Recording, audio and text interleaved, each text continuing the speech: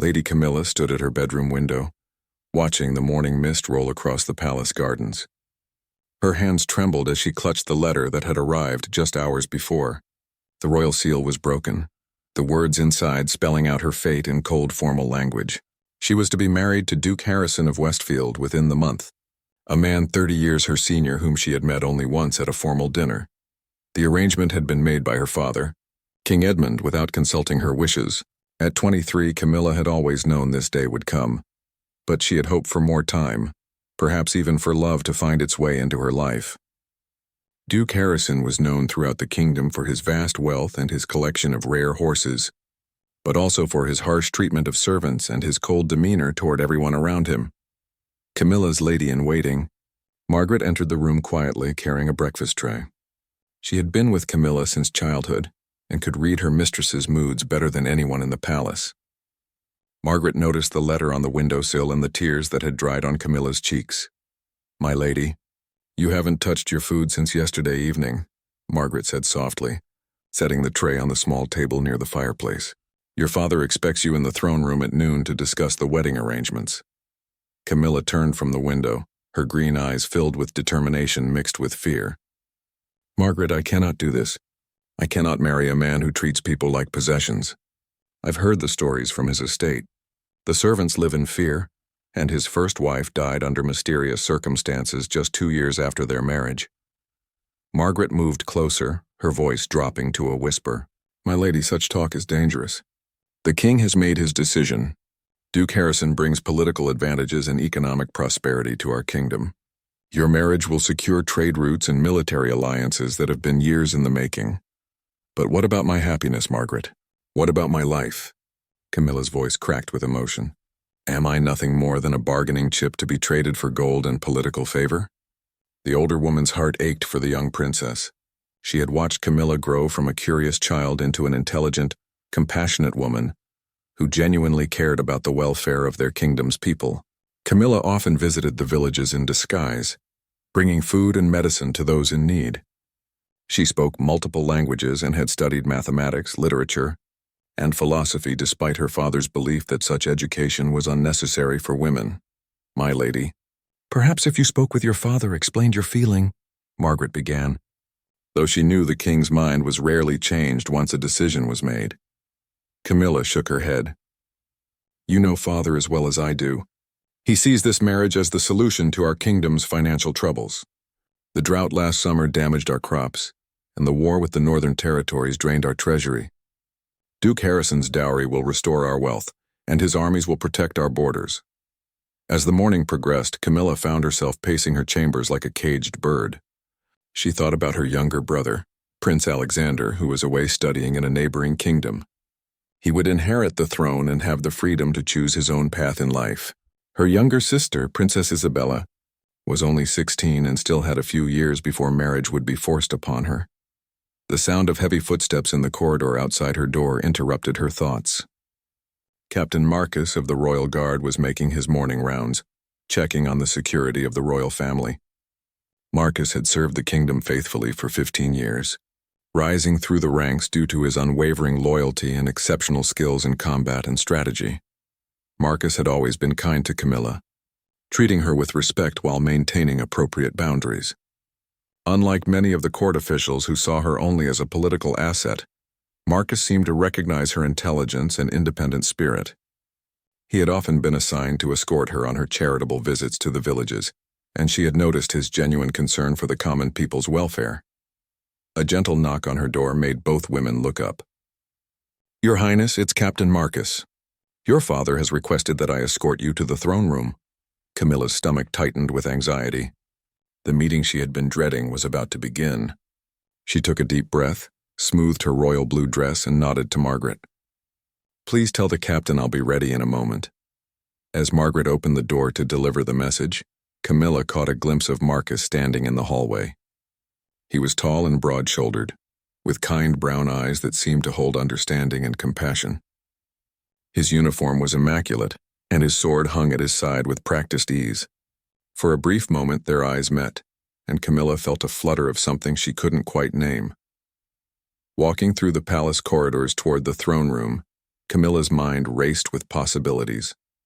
Could she convince her father to delay the marriage? Could she find a way to escape this fate that seemed sealed by duty and tradition? The weight of her royal responsibilities pressed down on her shoulders like a heavy cloak. The throne room doors loomed ahead, guarded by 2 soldiers who bowed respectfully as she approached. Beyond those doors waited her father, probably accompanied by his advisors and possibly even Duke Harrison himself. The conversation that was about to take place would determine the course of her entire future. Marcus walked slightly behind her, his presence both comforting and protective. She wondered what he thought about arranged marriages and whether he had ever experienced the freedom to choose love over duty. As they reached the threshold of the throne room, Camilla paused for just a moment, gathering her courage for what might be the most important conversation of her life. The heavy doors opened, revealing the ornate chamber where her fate would be discussed and decided, possibly without any regard for her own wishes or dreams. The throne room fell silent as Camilla entered. King Edmund sat on his golden throne, his weathered face showing the stress of recent months. To his right stood Chancellor Williams, a thin man with calculating eyes who had advised the king for over 2 decades. To his left, much to Camilla's dismay, stood Duke Harrison himself. Duke Harrison was a large man with graying hair and small, cold eyes that seemed to evaluate everything around him like merchandise. His expensive clothing couldn't hide the cruelty that seemed to emanate from him. When he looked at Camilla, she felt like a prize horse being inspected before purchase. "Ah, my daughter," King Edmund said, his voice echoing in the vast chamber. "Please come forward. Duke Harrison has traveled far to meet with us today." Camilla approached the throne, her steps measured and dignified despite the turmoil in her heart. She curtsied to her father and nodded politely to the Duke, though every instinct told her to flee from his presence. "Your Highness," Duke Harrison said, his voice deep and commanding, "you are even more beautiful than I remembered. You will make a fine addition to my household." The way he spoke about her as if she were an object to be acquired made Camilla's skin crawl. She forced herself to smile politely. "Your Grace honors me with your presence." King Edmund gestured for everyone to sit at the long table that had been arranged for the meeting. Maps, documents, and ledgers were spread across its surface, evidence of the complex negotiations that had already taken place. "My dear Camilla," her father began, "Duke Harrison and I have been discussing the details of your upcoming marriage. The ceremony will take place in 3 weeks' time, giving us sufficient opportunity to prepare a celebration worthy of this important alliance." "Father," Camilla said carefully, "might I speak with you about this arrangement? I have some concerns that I hope we might address." Chancellor Williams cleared his throat disapprovingly. "Your Highness, the negotiations have been concluded. The contracts have been signed. There is nothing left to discuss except the ceremonial details." Duke Harrison leaned forward, his eyes fixed on Camilla with an intensity that made her uncomfortable. "My dear future bride, I hope you're not having second thoughts. I've already made significant preparations at my estate. The East Wing has been redecorated specifically for your arrival, and I've purchased several new gowns that I believe will suit your coloring." The fact that he had chosen her clothing without consulting her was another sign of how he viewed their future relationship. Camilla felt her courage wavering under the combined pressure of the 3 men's expectations. "I appreciate your thoughtfulness, Your Grace," she replied diplomatically. "However, I was hoping to learn more about your estate and the people who live there. I understand you have many servants and tenants who depend on your leadership." Duke Harrison's expression darkened slightly. "My estate runs efficiently because I maintain proper discipline and order. My servants know their place and perform their duties without question. I expect the same standard of obedience from my wife." The word obedience hit Camilla like a physical blow. She glanced toward the corner of the room where Captain Marcus stood at attention, his face professionally neutral but his eyes alert to every nuance of the conversation. King Edmund noticed his daughter's distress, but chose to ignore it. "Duke Harrison brings not only wealth to our alliance but also military strength. His armies will help us defend our borders, and his trade connections will restore prosperity to our kingdom." "Father," Camilla tried again, her voice stronger now, "I understand the political benefits of this marriage, but surely my happiness and well-being should also be considerations. I've heard disturbing stories about conditions at Duke Harrison's estate." The Duke's face flushed with anger. "What stories? Who has been filling your head with lies and gossip? I make it my business to know about the welfare of people throughout our neighboring territories, Camilla replied, meeting his gaze steadily. I've heard that servants are punished harshly for minor mistakes, that families are separated when it suits your convenience, and that your first wife lived in fear. The temperature in the room seemed to drop several degrees. Duke Harrison's hand moved instinctively to his sword hilt, and Captain Marcus tensed, ready to intervene if necessary. My first wife died of a fever, Duke Harrison said through gritted teeth. As for my servants, they are treated according to their performance. Discipline maintains order, and order maintains prosperity. Chancellor Williams quickly intervened. Your Highness, such concerns are based on rumors and misunderstandings. Duke Harrison is a respected nobleman who has brought peace and prosperity to his region. Camilla looked at her father, hoping to see some sign of concern or understanding in his eyes. Instead, she saw only the calculated determination of a king prioritizing his kingdom's survival over his daughter's happiness. The decision has been made, Camilla, King Edmund said firmly. You will marry Duke Harrison in 3 weeks. I suggest you use this time to prepare yourself for your new life and put aside these unfounded worries. As the meeting continued with discussions of dowries, guest lists, and ceremonial protocols, Camilla felt herself becoming more desperate. She noticed Captain Marcus watching her with what seemed like sympathy and understanding. When their eyes met briefly, she saw something there that gave her a spark of hope, though she couldn't quite identify what it was. The meeting finally concluded with Duke Harrison announcing his intention to return to his estate to make final preparations. He would come back the week before the wedding with a grand procession, befitting the importance of the occasion. As everyone began to leave the throne room, Duke Harrison approached Camilla one final time. He took her hand and kissed it, his grip lingering longer than was appropriate. My dear, he whispered so only she could hear. I hope you will not continue to resist this marriage. I have ways of ensuring cooperation that you might find unpleasant. The threat in his voice was unmistakable. Camilla pulled her hand away as politely as she could manage, her heart racing with fear and determination. As Duke Harrison left the throne room, she realized that her situation was even more desperate than she had initially believed.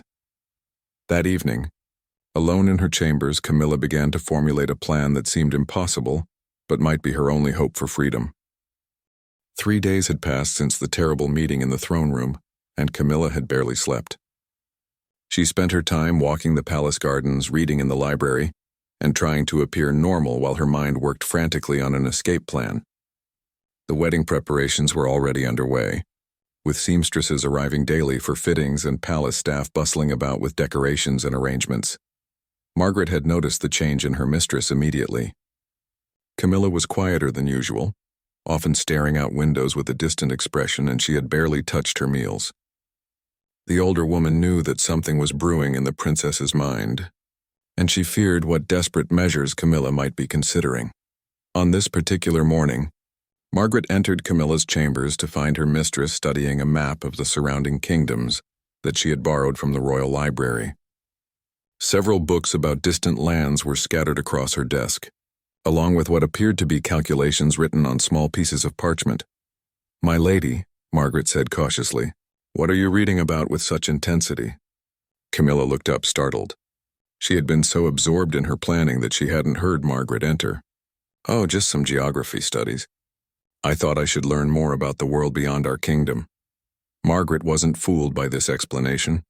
She moved closer and glanced at the open books, noticing titles about trade routes, foreign customs, and methods of travel. Her concern deepened when she saw that Camilla had been taking notes about ports, ship schedules, and currency exchange rates. My lady, Margaret whispered, moving closer to ensure they couldn't be overheard. Whatever you're planning, please reconsider. Running away will only bring more trouble upon you and everyone who cares about you.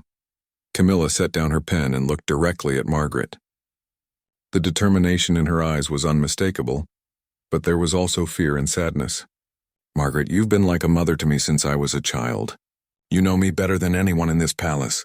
Can you honestly tell me that you believe I should marry Duke Harrison and live the rest of my life in fear? Margaret's resolve wavered. She had indeed heard whispers about Duke Harrison's treatment of his servants and his mysterious first wife. The stories were disturbing, and she couldn't bear the thought of gentle, compassionate Camilla living under such circumstances. "My lady, even if I agreed with your feelings, where could you possibly go? You're known throughout the neighboring kingdoms. Someone would recognize you and return you to your father, probably making your punishment even worse." Camilla stood and moved to her wardrobe, pulling out a simple brown dress that she had worn during her disguised visits to the villages. "I've been thinking about this for days, Margaret. There are ships that sail to distant lands where no one would know who I am. I could work as a governess or a teacher. I speak 4 languages and can read and write better than most noblemen. And how would you reach these ships?" Margaret asked, though she could see that Camilla had already considered this question. "There's a merchant caravan that leaves for the port city of Ravenshollow every week. They camp outside the village of Millbrook, just half a day's ride from here. If I could join them disguised as a common traveler, I could reach the port and book passage on a ship bound for the Eastern Kingdoms." Margaret shook her head in dismay. "My lady, the risks are enormous. Traveling alone as a young woman, even in disguise, is dangerous. Bandits, wild animals, dishonest merchants, any number of terrible things could happen to you." "And what terrible things await me if I stay?" Camilla countered. "A lifetime of being treated as property by a man who has already threatened me. Children who will grow up seeing their mother live in fear. The slow destruction of my spirit until I become nothing more than a shadow of who I am now." The passion in Camilla's voice convinced Margaret that her mistress had already made up her mind. The older woman realized that her role now was not to talk Camilla out of her plan, but to help ensure it succeeded if it was going to happen at all. "If you're determined to do this," Margaret said slowly, "then we must plan carefully. You'll need money, proper clothing, and supplies. Most importantly, you'll need to leave without raising suspicion." Camilla's eyes filled with tears of gratitude. "You'll help me?" "I love you like my own daughter," Margaret replied.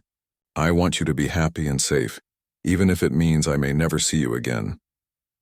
Over the following days, the 2 women worked together in secret. Margaret gradually gathered supplies, a sturdy traveling pack, practical clothing that would allow Camilla to blend in with common folk, a small amount of gold and silver coins, and preserved food for the journey. They decided that Camilla would leave just before dawn on market day, when the roads would be busy with farmers and merchants traveling to the weekly market. The most challenging part of their plan was figuring out how to get past the palace guards without being noticed. Captain Marcus maintained a careful watch over all the royal family members, and his guards were stationed at every exit from the palace grounds. As if fate were testing their resolve, Captain Marcus appeared at Camilla's door that evening for his routine security check. Margaret opened the door and curtsied respectfully while Camilla quickly covered the map she had been studying. "Good evening, Your Highness," Marcus said politely. "I wanted to inform you that we'll be increasing security over the next few weeks as the wedding approaches. There will be additional guards posted throughout the palace, and I'm afraid we'll need to restrict movement outside the palace grounds except for official functions." Camilla's heart sank. The increased security would make her escape plan nearly impossible. She tried to keep her voice steady as she responded. "Of course, Captain. I understand the need for additional precautions." Marcus seemed to study her face for a moment longer than usual, and Camilla wondered if he could sense her distress. His next words surprised her. "Your Highness, if you ever need to discuss anything related to your security or well-being, please know that you can speak with me in confidence. My primary duty is to protect the royal family, and that includes protecting you from any threats to your safety or happiness." The way he emphasized the word happiness made Camilla wonder if he suspected her plans or if he was simply being unusually thoughtful. After he left, Margaret and Camilla realized that their escape plan would need to be much more daring and carefully timed than they had originally thought. That night, as Camilla lay awake staring at the ceiling, she made a final decision about her future. Tomorrow night would be her only chance to escape before the security measures made it impossible. The wedding was now only 10 days away, and each passing hour brought her closer to a fate she could not accept. The day of Camilla's planned escape dawned gray and misty, as if the weather itself was matching her somber mood. She had barely slept, going over every detail of her plan repeatedly in her mind. Margaret had prepared everything they would need, hiding the supplies in various locations around Camilla's chambers so that nothing would appear suspicious to casual observers. During her morning routine, Camilla tried to act normally, though her nerves made it difficult to concentrate on conversations with the palace staff. At breakfast with her father, she listened politely as he discussed wedding preparations and the important guests who would be attending. Every word felt like a chain being forged around her future. "The Duke's wedding gift arrived yesterday," King Edmund said, cutting into his eggs with apparent satisfaction. "A beautiful necklace made of emeralds and diamonds. You'll wear it during the ceremony?" "Of course. Of course, father," Camilla replied, though the thought of wearing jewelry chosen by Duke Harrison made her feel sick. As the day progressed, Camilla found herself paying attention to details she had never noticed before. The patterns of the guard rotations, the sounds the palace made at different hours, the routes that servants used when moving through the corridors. Every piece of information might be crucial to her escape. Margaret had determined that the best time to leave would be during the changing of the night guard, which happened at 2 o'clock in the morning. There would be a brief period when the guard's attention was focused on the handover procedures, rather than watching for unusual activity within the palace. That evening, Camilla attended dinner with unusual composure, engaging in polite conversation and even managing to eat a reasonable portion of her meal. Her father commented approvingly on her improved spirits, assuming that she had finally accepted her fate and was making peace with her upcoming marriage. After dinner, Camilla spent time in the library, ostensibly reading poetry but actually memorizing the layout of the corridors she would need to navigate in darkness. She spoke briefly with several courtiers, establishing her presence in case anyone later tried to determine when she had last been seen. At 10 o'clock, she retired to her chambers, bidding goodnight to the guards who stood watch outside her door. Margaret helped her prepare for bed, but instead of her usual nightgown, Camilla changed into the dark traveling clothes they had hidden away. Over these she put on her nightgown and robe, so that if anyone entered her room unexpectedly, she would appear to be dressed for sleep.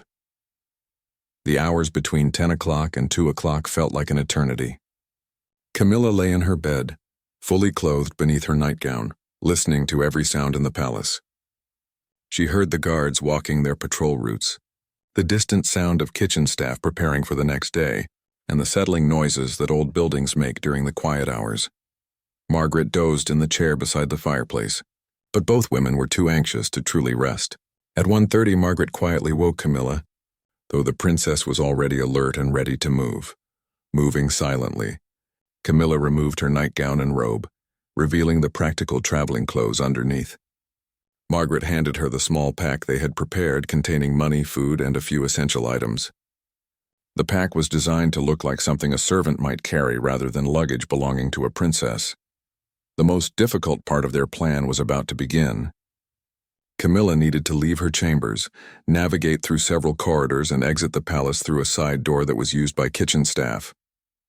Margaret would remain behind and, if questioned, would claim that the princess was sleeping and should not be disturbed. At exactly 2 o'clock, they heard the sounds of the guard change beginning in the courtyard below. This was their signal to move. Margaret opened the chamber door slightly and peered into the corridor. The guards who normally stood outside Camilla's door had moved down the hallway to participate in the changing of the guard, leaving a narrow window of opportunity. Camilla embraced Margaret one final time, both women fighting back tears. "Thank you for everything," Camilla whispered. "If anyone asks about me, tell them I needed time to think and pray about my future." "Be safe, my dear child," Margaret replied. "Write to me when you can, so I'll know you're well." Camilla slipped out of her chambers and began moving through the palace corridors with practiced stealth. The skills she had learned during her disguised visits to the villages served her well now, as she avoided the remaining guards and made her way toward the kitchen area. The side door she planned to use was locked, as expected, but Margaret had provided her with a key that had been borrowed from the head cook earlier in the day. The key turned smoothly, and Camilla found herself outside the palace for the first time in weeks without an escort. The night air was cool and damp, carrying the scent of autumn leaves and distant wood smoke. Camilla pulled her hood up over her distinctive red hair and began walking toward the stables where she had arranged to meet Thomas, a young stable hand who had agreed to help her in exchange for a substantial payment. Thomas was waiting as promised, holding the reins of a sturdy but unremarkable horse that wouldn't attract attention. He was nervous about his involvement in the princess's escape, but the gold Margaret had given him was more money than he could earn in 2 years of honest work. "Your Highness," he whispered, "are you certain about this? If you're caught, we'll both face terrible punishment." "I'm certain, Thomas," Camilla replied, taking the reins from his trembling hands. "Remember, you know nothing about where I've gone. If anyone asks, you never saw me tonight." She mounted the horse with the practiced ease of someone who had been riding since childhood, though the common clothes and simple saddle were very different from her usual royal equipment. The horse was calm and responsive, and Camilla felt a surge of hope as she realized that the first phase of her escape was succeeding. As she rode away from the palace, following back roads and farm paths that would keep her away from the main highways, Camilla looked back once at the place that had been her home for 23 years. The windows were dark except for a few scattered lights where guards maintained their watch, unaware that their primary charge was already miles away and riding toward an uncertain but freely chosen future. The merchant caravan she planned to join was camped near Millbrook, and if her timing was correct, they would be preparing to depart for Ravenshollow just as the sun rose. She had perhaps 4 hours before her absence would be discovered, and she intended to use every minute to put as much distance as possible between herself and the life she was leaving behind. The morning sun was just beginning to paint the eastern sky with pale gold when Camilla reached the outskirts of Millbrook village. She had ridden hard through the night, following forgotten paths and country lanes that she remembered from her childhood adventures. Her horse was tired but willing, and they had made excellent time despite the indirect route. From her hiding place behind a grove of oak trees, Camilla could see the merchant caravan preparing for departure. There were 6 large wagons loaded with goods, surrounded by perhaps 20 people including merchants, drivers, and guards. The scene bustled with activity as men checked harnesses, secured cargo, and prepared for the long journey to the port city. Camilla dismounted and led her horse closer, trying to identify the caravan leader. She had rehearsed her story carefully during the ride, creating a believable identity for herself as Catherine Miller, the daughter of a village schoolmaster who had died recently, leaving her to seek work as a governess in the larger cities. The caravan leader turned out to be a middle-aged man named Willem Hartwell, whose weathered face and practical manner suggested years of experience with long-distance trade. He was discussing route details with his drivers when Camilla approached, leading her horse and trying to project an air of quiet desperation that would make her request seem urgent, but not suspicious. "Master Hartwell?" she asked, her voice carefully modulated to sound like an educated but not wealthy woman. "My name is Catherine Miller. I wonder if I might speak with you about joining your caravan to Ravenshollow." Willem looked her up and down, taking in her practical clothing, decent horse, and the small pack that contained her few possessions.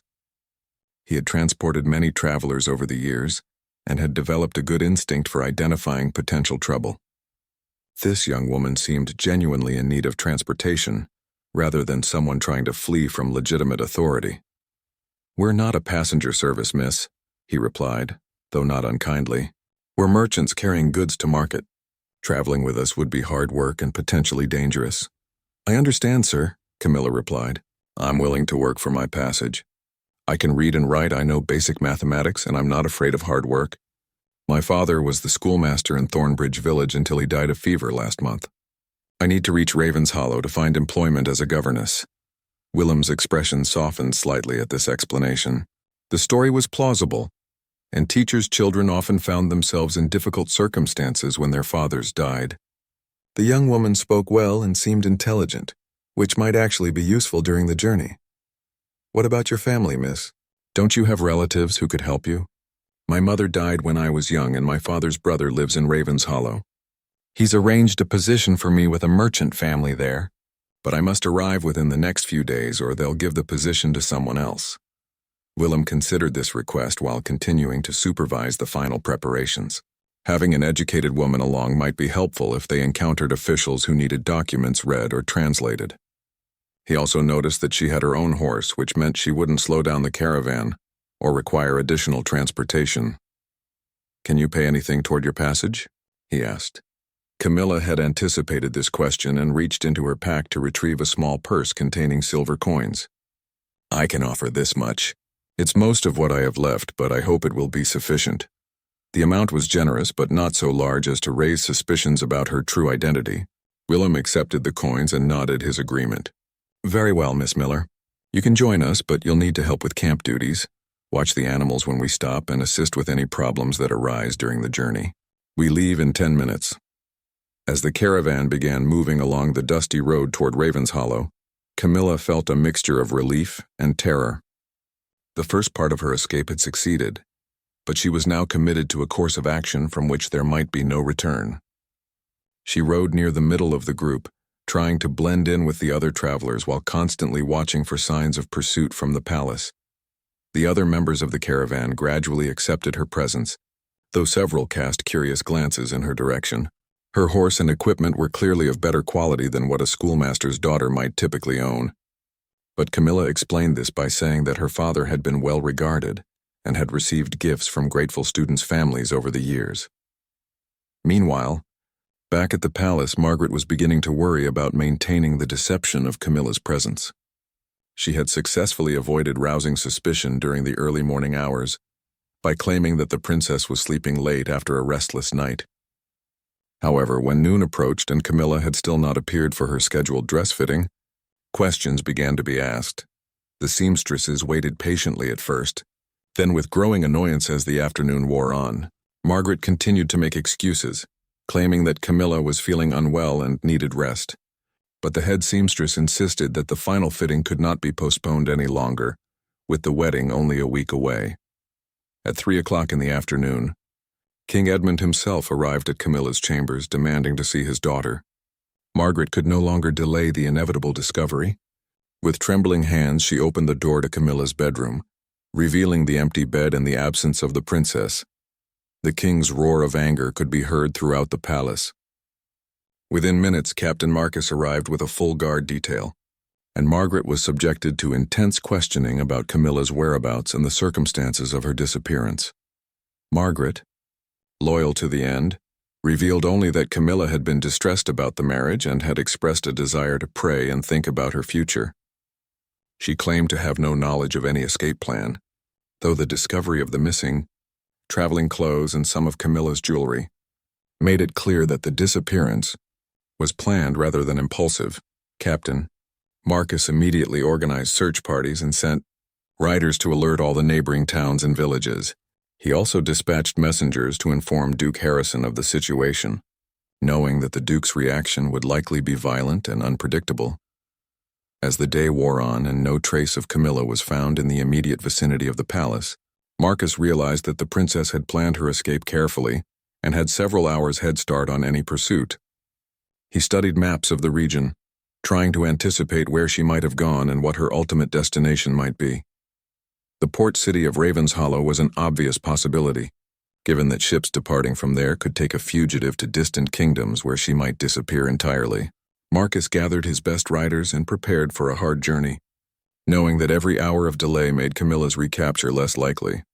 As evening fell, both the fleeing princess and her pursuers were racing toward the same destination, though neither group yet realized how close they were to a confrontation that would determine Camilla's fate once and for all. The second day of travel brought the caravan within sight of Ravenshallow's harbor, where tall ships bobbed at anchor like floating castles, waiting to carry passengers and cargo to distant shores. Camilla's heart raced with excitement and anxiety as she realized how close she was to true freedom. The merchant vessel Eastern Star was scheduled to depart for the Meridian Kingdoms the following morning, and she had enough remaining money to secure passage. Willem Hartwell had proven to be a fair and decent traveling companion, and the other merchants had accepted Catherine Miller without suspicion. She had worked hard during the journey, helping to tend the animals, prepare meals, and even assist with some minor bookkeeping, when one of the merchants discovered her mathematical skills were superior to his own. As they approached the busy port town, Camilla felt a surge of hope mixed with sadness. Freedom was within her grasp, but it meant leaving behind everything familiar and embarking on a life where she would have no family, no friends, and no certainty about the future. The risk seemed worthwhile when she thought about the alternative of marriage to Duke Harrison. The caravan stopped at the Merchant's Rest Inn, a large establishment that catered to traders and travelers. Willem informed his passengers that they would spend one night here, before completing their business in the port the next morning. Camilla used this opportunity to walk through the town and locate the Eastern Star, confirming its departure schedule and the cost of passage. The ship's captain, a grizzled man named Roberts, looked at her with curiosity when she inquired about booking passage as a single woman traveling alone. Such arrangements were unusual and potentially problematic. But Camilla's story about seeking employment as a governess in the Meridian Kingdom seemed plausible, and her money was certainly real. "The passage takes 3 weeks, miss," Captain Roberts explained. "You'll share quarters with 2 other women passengers, and meals are included in the fare. We depart with the morning tide, so you'll need to be aboard by dawn." Camilla agreed to these terms and paid her fare, receiving in return a small wooden token that would serve as her boarding pass. As she walked back through the bustling port town, she felt a mixture of triumph and melancholy. Tomorrow morning, she would begin an entirely new life in a foreign land where no one knew her true identity. That evening at the inn, she enjoyed what she thought might be her last meal in her homeland.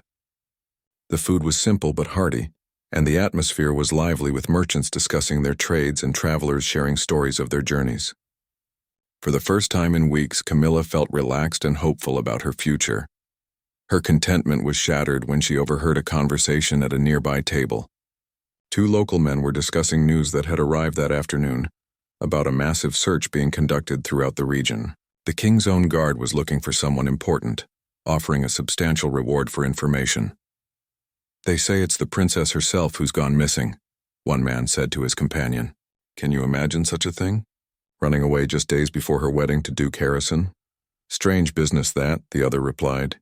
"Though I've heard stories about the Duke that would make any sensible woman think twice about marrying him." Camilla felt her blood turn to ice. If news of her disappearance had already reached Raven's Hollow, it was possible that her pursuers were not far behind. She forced herself to remain calm and finish her meal, but her mind was racing with new concerns about her safety. After dinner, she retired to her room, but found sleep impossible. Every sound in the inn seemed potentially threatening. Every footstep in the corridor outside could belong to someone searching for her. She sat by the window, watching the harbor in the moonlight and counting the hours until dawn when the Eastern Star would depart. At 2 o'clock in the morning, her worst fears were realized. The sound of many horses arriving at the inn courtyard broke the nighttime quiet. Through her window, Camilla could see uniformed riders dismounting and speaking urgently with the innkeeper who had been roused from sleep. Her heart stopped when she recognized the tall figure of Captain Marcus among the riders. He was here, having somehow tracked her to this place despite all her precautions. The sight of his familiar face brought a confused mix of emotions, fear of capture, but also an unexpected sense of safety and familiarity that she couldn't explain. Camilla quickly gathered her few belongings and considered her options. The inn was surrounded and there was no way to reach the harbor without being seen. However, the Eastern Star wouldn't depart for several more hours, and she might still escape if she could avoid capture until dawn. Moving as quietly as possible, she opened her window and looked down at the inn yard. There was a narrow ledge that ran along the building's exterior, and if she could reach it, she might be able to work her way around to the back of the building where a steep path led down toward the harbor. The risk was enormous. If she fell, she could be seriously injured or killed. But the risk of remaining in her room was even greater, as it would certainly result in her capture and return to the palace for a forced marriage to Duke Harrison. Taking a deep breath, Camilla climbed out onto the ledge. The night air was cold and damp, making the stone surface slippery and treacherous. She pressed herself against the building wall and began moving slowly toward the corner, trying not to look down at the courtyard below where the guards were organizing their search. She had made it halfway around the building when disaster struck.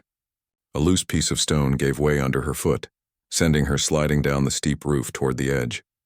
Only her quick reflexes and desperate grip on a protruding beam saved her from plummeting to the ground below. The noise of falling stones alerted the guards to her presence.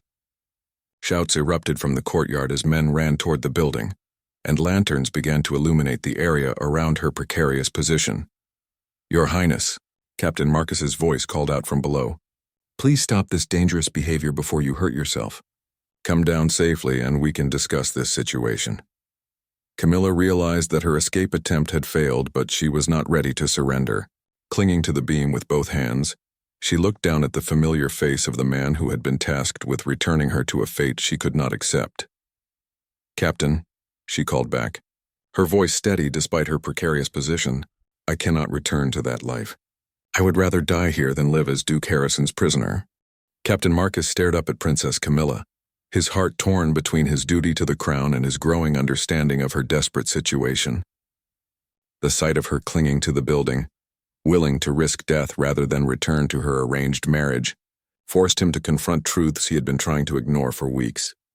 "Your Highness," he called up to her, his voice gentler than before, "I give you my word as a knight that you will not be harmed if you come down. We need to talk." The other guards looked at their captain with confusion. Their orders had been clear. Locate the princess and return her to the palace immediately. Marcus's apparent willingness to negotiate was not part of their mission. Camilla studied Marcus's face in the flickering lantern light. Throughout her life, she had never known him to break his word or act dishonorably. If he promised her safety, she believed he meant it. Though she wasn't sure what protection he could offer against her father's will and Duke Harrison's expectations. "If I come down, will you listen to what I have to say before deciding my fate?" she asked. "I will listen," Marcus promised. "But first you must get to safety. That beam won't hold much longer." Indeed, Camilla could feel the wooden beam creaking under her weight and her arms were beginning to tire from supporting herself. Carefully, she worked her way back toward the window of her room, with Marcus and 2 of his men climbing up to assist her. Within a few minutes, she was safely inside, though now clearly a prisoner. Marcus dismissed his men, asking them to wait in the courtyard while he spoke with the princess privately. The inn's other guests had been awakened by the commotion, but the innkeeper was keeping them away from Camilla's room at Marcus's request. When they were alone, Marcus removed his helmet and sat heavily in the room's single chair. The exhaustion of the hard ride and the stress of the search showed clearly on his weathered face. "Your Highness," he began, "I have served your family faithfully for 15 years. I have never questioned my orders or failed in my duties. But I must tell you honestly that I am troubled by this situation." Camilla sat on the edge of her bed, still wearing her traveling clothes and feeling emotionally drained by the failed escape attempt. "What troubles you, Captain?" "I have made inquiries about Duke Harrison, as is my duty when assessing potential threats to the royal family. The stories I've heard about his treatment of servants and his first wife are concerning." This admission surprised Camilla. She had assumed that Marcus, like most of the palace officials, either didn't know about Duke Harrison's reputation or chose to ignore it for political reasons. "Then you understand why I cannot marry him," she said quietly. Marcus was silent for a long moment, clearly struggling with competing loyalties. "Your Highness, I understand your fears, but running away is not the solution. Your disappearance has created a crisis. Duke Harrison is furious and is threatening to withdraw from the marriage alliance entirely, which would leave your kingdom vulnerable to economic collapse and military invasion. And my happiness, my safety, my very life, do these things matter at all?" Camilla's voice rose with emotion. "They matter to me," Marcus replied, and the sincerity in his voice made Camilla look at him more closely. "They matter more than they should, perhaps." The admission hung in the air between them, carrying implications that both understood but neither could openly acknowledge. A captain of the guard and a princess lived in different worlds, bound by duties and expectations that made any personal feelings irrelevant.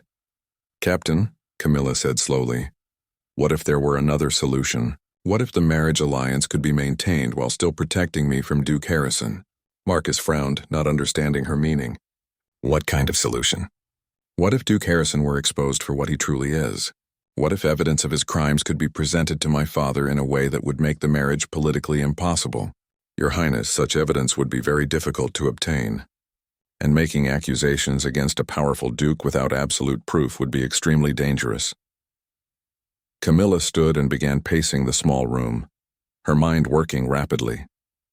"But you know people throughout the kingdom, Captain. You have contacts among merchants, soldiers, servants. If anyone could gather such evidence, it would be you." Marcus realized where this conversation was leading, and the implications terrified him. "You're asking me to investigate a powerful nobleman who is about to become a member of the royal family. If I were caught, I would be executed for treason. If I succeeded, I would be destroying an alliance that your father believes is essential for the kingdom's survival. You're right, Camilla acknowledged. I'm asking you to risk everything. I have no right to make such a request.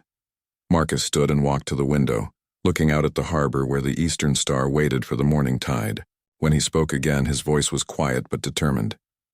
Your Highness, I took an oath to protect the royal family from all threats, both foreign and domestic. If Duke Harrison truly is a danger to your well-being, then investigating him falls within my duties. Camilla felt a surge of hope mixed with fear for Marcus's safety. You'll do it? I'll gather information and present it to your father if I find sufficient evidence of wrongdoing. In the meantime, you must return to the palace and act as if you've accepted your fate. Can you do that?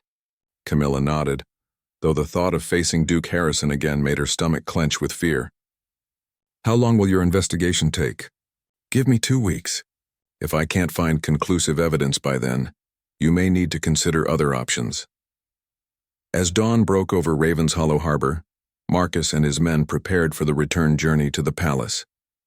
Camilla watched sadly as the Eastern Star departed without her, carrying other passengers toward the freedom she had hoped to find. The ride back to the palace was difficult, with Camilla now riding under guard as a prisoner rather than as a princess. However, she felt more hopeful than she had in weeks. Marcus had given her something precious, the possibility that her situation might change without requiring her to abandon everyone and everything she cared about. When they arrived at the palace, King Edmund was waiting with barely controlled fury. Duke Harrison stood beside him, his face dark with anger and humiliation. The confrontation that followed would test both Camilla's courage and Marcus's loyalty to their absolute limits. But it would also set in motion events that would ultimately determine not just the princess's fate, but the future of the entire kingdom.